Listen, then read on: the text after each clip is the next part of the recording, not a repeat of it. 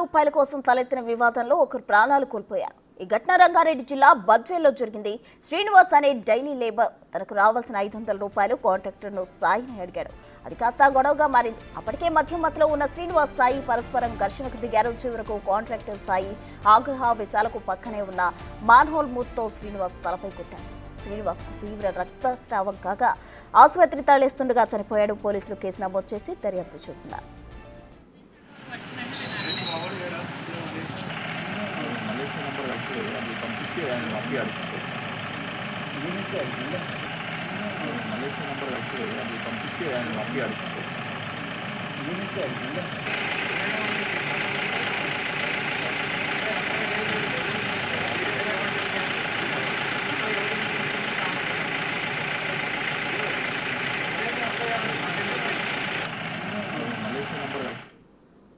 రంగారెడ్డి జిల్లా బద్వేల్లో ఓ దారుణ ఘటన చోటు చేసుకుంది. శ్రీనివాస్ అనే డైలీ లేబర్ రావాల్సిన 500 రూపాయలు కాంట్రాక్టర్ను అడగడంతో అతను తలపై కొట్టడంతో అతను చనిపోయాడు. పూర్తి వివరాలు మా ప్రతినిధి రాణా ప్రతాప్ అందిస్తారు. రాణా,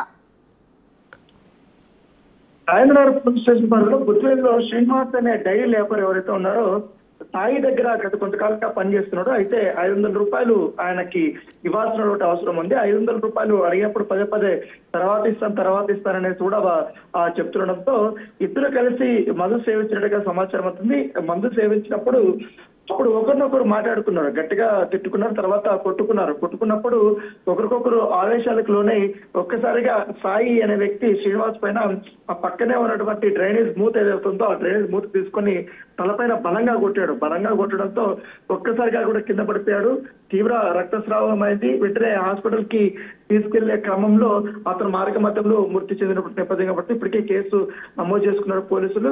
సాయిని కూడా అరెస్ట్ చేసినట్టుగా మనకు సమాచారం ఉంది. కేవలం 500 రూపాయల కోసమైనా లేకపోతే ఇతర కారణాలు ఏమైనా ఉన్నాయన్న దానిపై కూడా పోలీసులు దర్యాప్తు చేస్తున్నారు. వీరితో పాటు పనిచేస్తున్నటువంటి వ్యక్తులు కూడా నేడు విచారిస్తున్నటువంటి నేపథ్యం మీద కనపడుతుంది. కాకపోతే అత్యంత దారుణ ఘటనగానే మనం చూడాలి.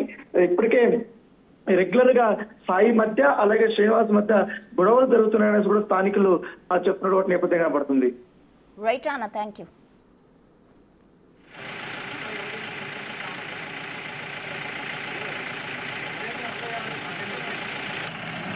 మలేషియా నంబర్ పంపించి ఆయన